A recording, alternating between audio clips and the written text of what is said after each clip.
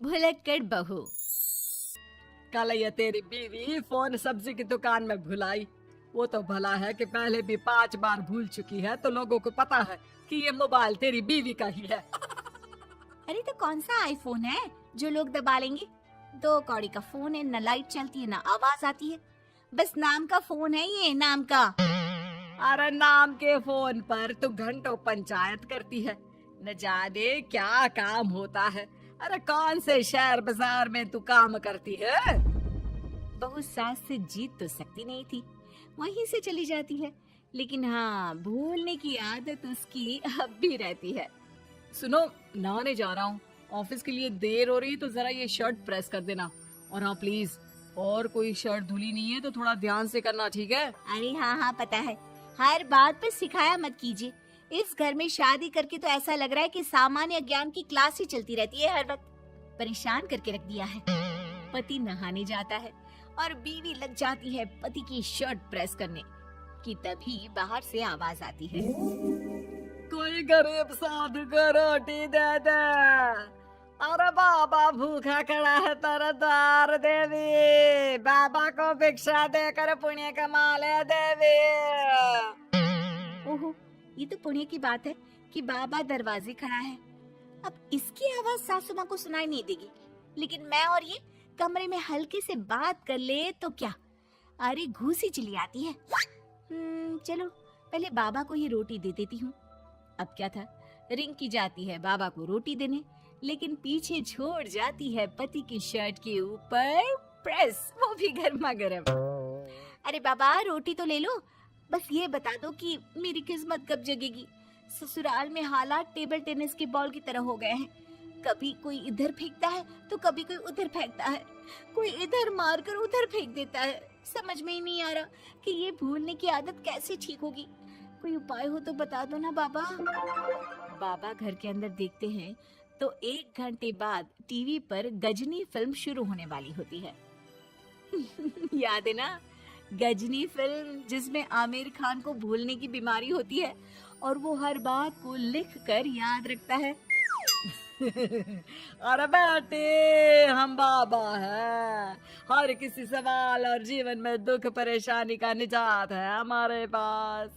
तुम एक काम करो, 1 घंटे बाद टेलीविजन के सामने बैठ जाना और जो फिल्म देख रही हो ना देख लेना, तुम्हें तुम्हारे सारे सवालों के जवाब मिल जाएंगे। अलग निरंजन, निकालो खाना, सलाह देने की दक्षिणा भी। अरे बाबा, जीवन से ये वाली समस्या खत्म हो जाए तो समझिए मेरे घर से आपका लंच पैक शुरू, वो भी बिल्कुल फ्री में। तभी अंदर से पति के जोर जोर से चीखने की आवाज आती है। अरे क्या मजाक बना रखा है तुमने? ये क्या है, पूरी शर्ट जला दी। तंग आ गया हूँ मैं तुम्हारी भूलने की आदत से।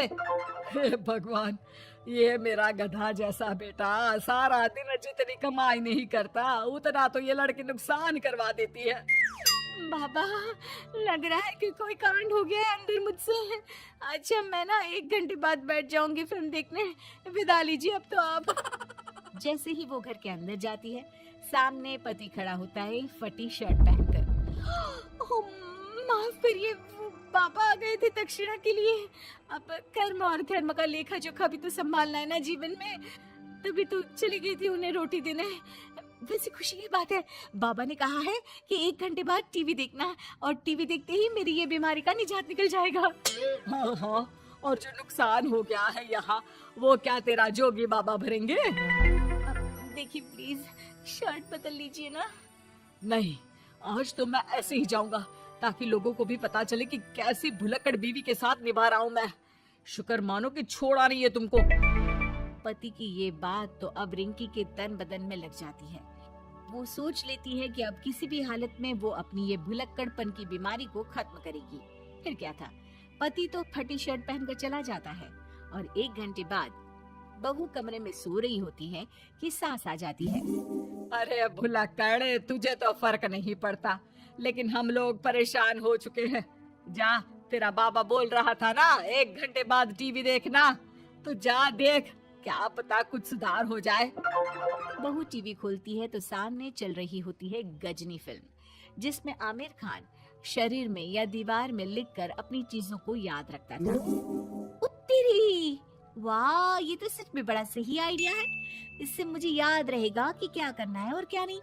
अब तो मैं भी सब सीख लिया करूंगी। वो टीवी बंद करके किचन में जाती है कि सास की आवाज आती है।